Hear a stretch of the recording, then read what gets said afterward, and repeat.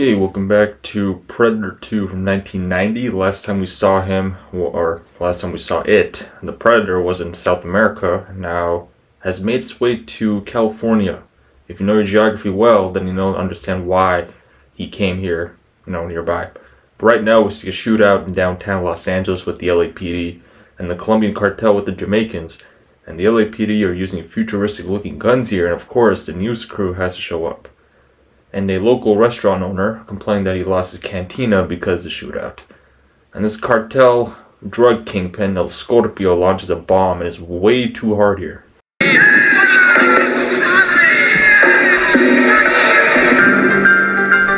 Here comes crashing in Lieutenant Mike Harrigan of the LAPD, played by Danny Glover, joining in on the fun. And since he loves being in Lethal Weapon so much as a cop in LA, might as well come back to play another cop with a different name, but a higher rank. And then comes in joining in Danny Archuleta, played by Ruben Blades, and Leona, played by Maria Conchita Alonso. And we even see the police captain from Lethal Weapon 2, played by Steve Cahan, who is now under Roger Murtaugh's command. Ha ha ha ha ha, funny. Now backs up and speeds off into the enemy territory to get closer to the Colombians and the Jamaicans. And with the Colombians now making a pit stop to grab more guns and drugs, and for the finale.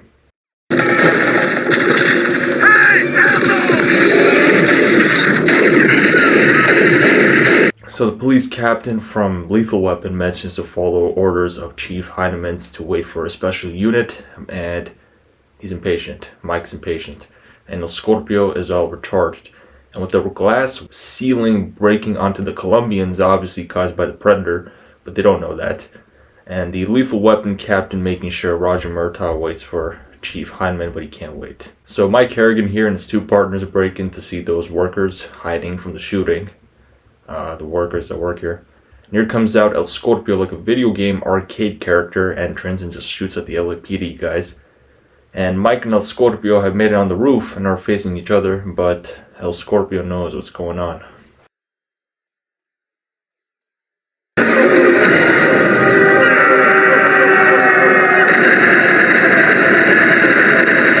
And Mike sees that El Scorpio is dead and turns around and spots the invisible outline of the Predator. And comes up the rest of the LAPD as the Predator just watches, just like in the first movie. And three have made it to the same floor where the Colombians were shattered by the glass, and Mike can't believe that the Jamaicans can do this. So they wait for forensics.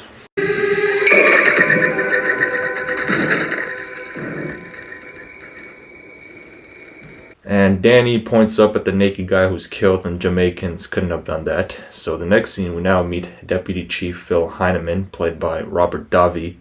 And he's pissed off at Mike for not following orders earlier for the special unit coming up. And with the Predator watching, Mike yelling at Heineman, and he notices a chopper landing, which is that very special unit that was supposed to show up before. I'll show you what you're doing, this What you ready to? Come here, Mike has hitched a ride back to the overpopulated LAPD station, unlike in the 2020s where it's pretty much dead. And spot the new recruit showing off his golf skills, who's the new cop, Jerry Lambert, played by Bill Paxton.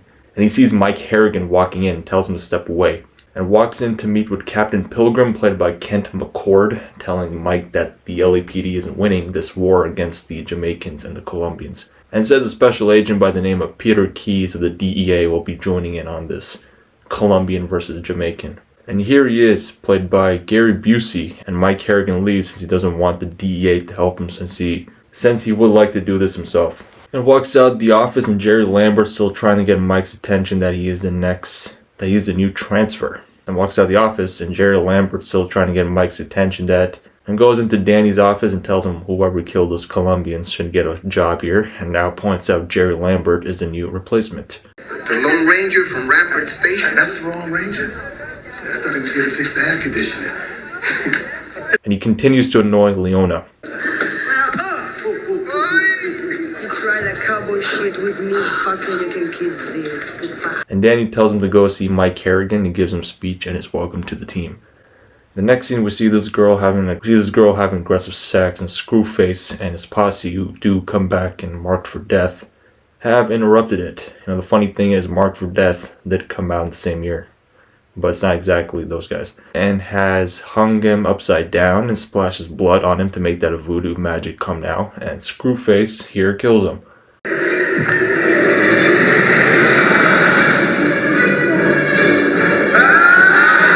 And it's the Predator here to kill the Jamaicans and now kills Screwface. And all the news crew is already showing it, and Jerry Lambert's still being goofy. And here comes Lieutenant Mike Harrigan and the others, and the same news reporter is back to annoy him again. So Jerry Lambert will handle him, and the radio announces that the DEA will be coming in shortly, and Mike pretended to hear that. And the four have gone in to see the apartment where the Predator did its work, naked bodies hanging upside down. So Mike also mentions a guy who was getting his dick annihilated by the girl, goes by the name of Ramon Vega, a crack kingpin, and they suspect these were sent by King Willie, who was the Jamaican kingpin. All of this voodoo ritual, and Danny Archuleta finds the girl that was shagging Ramon Vega. See, she's still alive. And she's speaking in Spanish, and Danny has spotted a spear tipped in the air vent. Like a spear tip or something. This is a restricted area. I want it cleared immediately. And it's Peter Keys again, and tells Mike that he's on the DEA turf, and Pope, the reporter, is back, played by Morton Downey Jr. So the ambulance takes the girl away, and Jerry will go along, and Mike tells Danny to follow to look around Vega's apartment carefully without Keys knowing it. Sometimes the names are confusing, because you got Danny Glover's name is Danny, and Danny Archuleta, whose real name is Ruben Blades. You get confused about the two names sometimes. So meanwhile, Mike and Jerry are just cooling down at the bars as he shows this recording of Keys and his guys what the ambulance never left. And Jerry spots a girl and is now distracted. Hey! Are you both okay? Fine. How are yours? And Mike needs to know who Keys is really after. So Danny's still scouting around and breaks into Vega's apartment, which is the crime scene, and puts on his headlight and climbs up here to get to the vent to grab the spear.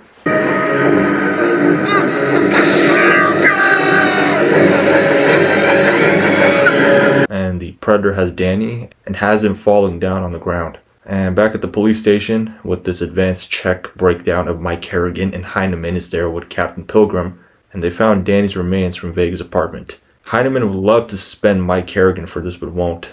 And the two walk together as Mike Harrigan says he's known Danny Archuleta for 15 years and will kill whoever did this. And spots Special Agent Peter Keys walking downstairs, and Mike Harrigan catches up to him and pushes him against the wall and tells him to stay out of this, and leaves.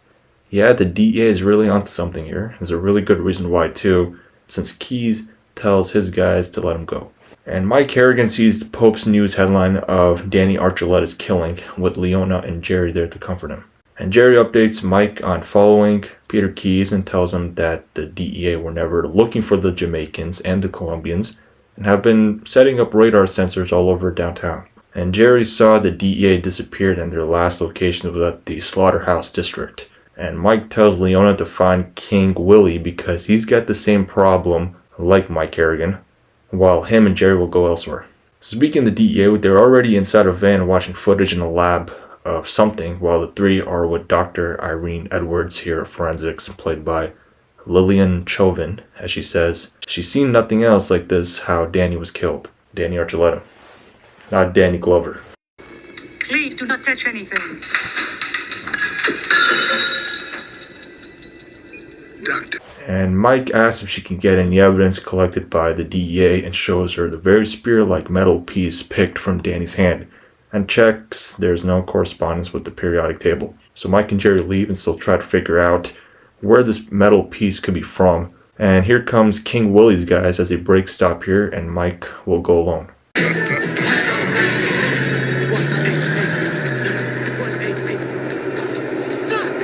And as always, the Predator is constantly watching, and have brought Mike Harrigan here in this alleyway and just walks for a little bit and sees his figure, and it's King Willie, the Jamaican drug dealer played by Calvin Lockhart, known for a lot of 1970s movies, the black exploitation movies. Those are good. And Mike just wants some information about he explains one thing's for sure, the same thing has killed King Willie's guys and Danny Archuleta. So thanks for nothing, King Willie, and Mike leaves.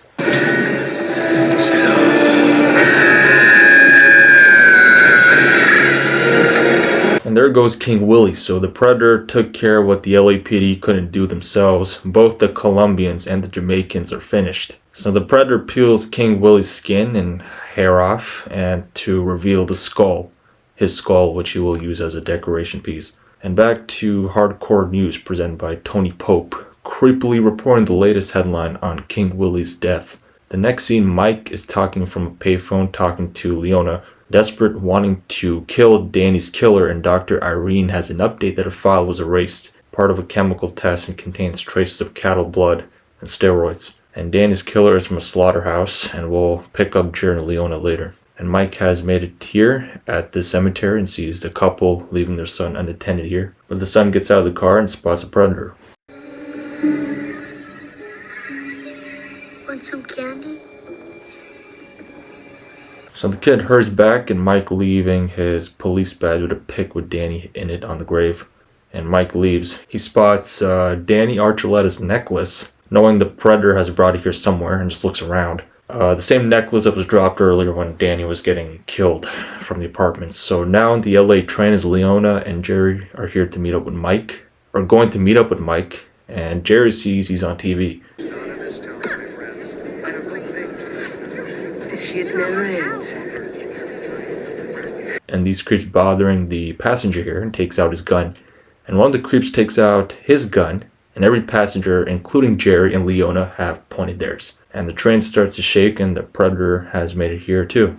The lights have been turned off, and the Predator, using his own eyesight, can see all the interior. Leona pushes all the passengers out of here as Jerry tries to shoot away the Predator. And Jerry Lambert, as you see, may be dead now. And Leona turns on the emergency brake so that these passengers can escape, and she runs to the front of the train to check on Jerry.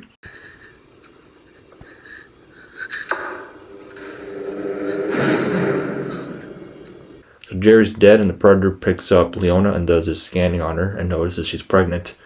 And Lieutenant Mike Harrigan is made surrounded by police and ambulances, and Leona's alive but in shock, and the paramedic sees that she's pregnant too. Mike runs to the train and sees Captain Pilgrim is there too, and wants to know where Jerry is, but Pilgrim doesn't know.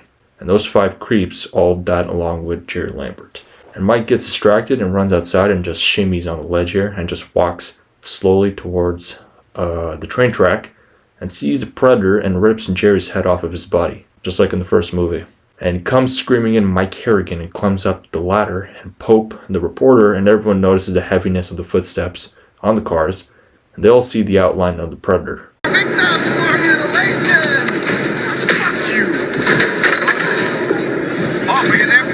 And Mike drives through and keeps an eye on the Predator and has made it here.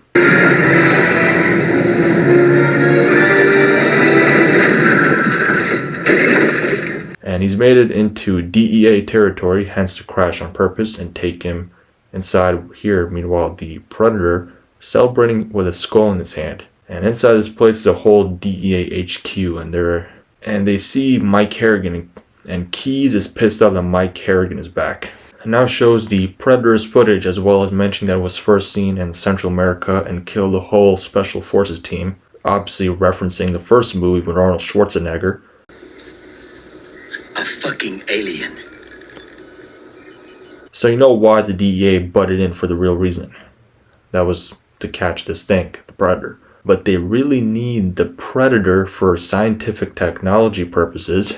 Translation, money. And the Predator is back for its feeding and tells Mike that these guys wear those suits to keep them invisible in the Predator's heat sensing eyes, since it reads human body heat. And Keys is ready to go and tells Mike to enjoy the show, and goes inside this warehouse to locate the Predator, since it's like a sanctuary for a year. And the tech guys here spots the Predator but says it's stopped, and uses heat vision to find the DEA guys, since those silver suits actually work. And the Predator has laid out a trap for the DEA guys, and while Keys tells Garber here to tell him to get out, and Mike Harrigan will handle this himself. And the Predator is right on top of Keys, and the others and those invisible suits don't work after all.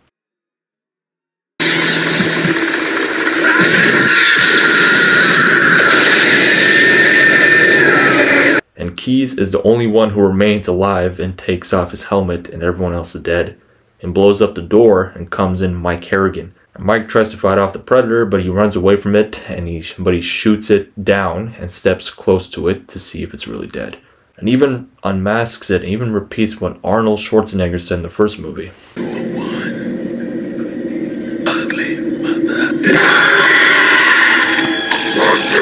And it's still alive and throws off Mike, and here comes Key spraying a lot of gas to kill it, but the Predator takes out a razor-sharp boomerang and cuts off the meat, including Peter Keyes, who's officially dead now.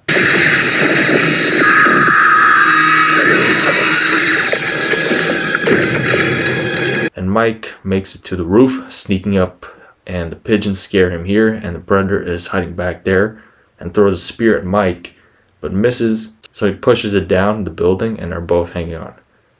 And starts playing with its wristwatch device, and Mike grabs his boomerang. Mike grabs its boomerang slicer.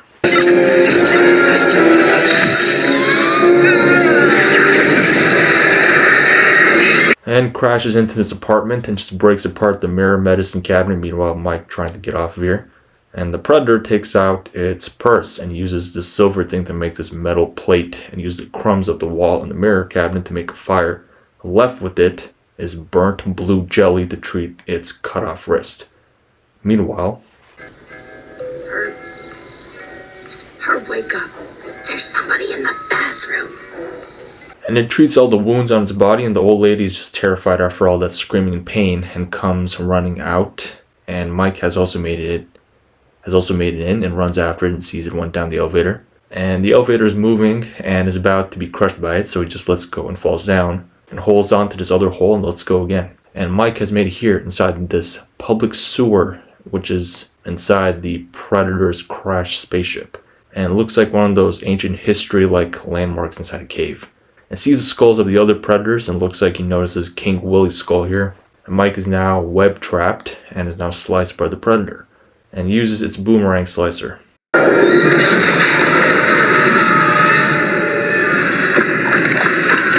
And it's screaming and falls down and is now probably dead, and turns around to see more Predators appear. Okay, who's next? A whole kingdom who don't want any more trouble, and there's always that one peasant who's always bored and likes to do whatever he wants.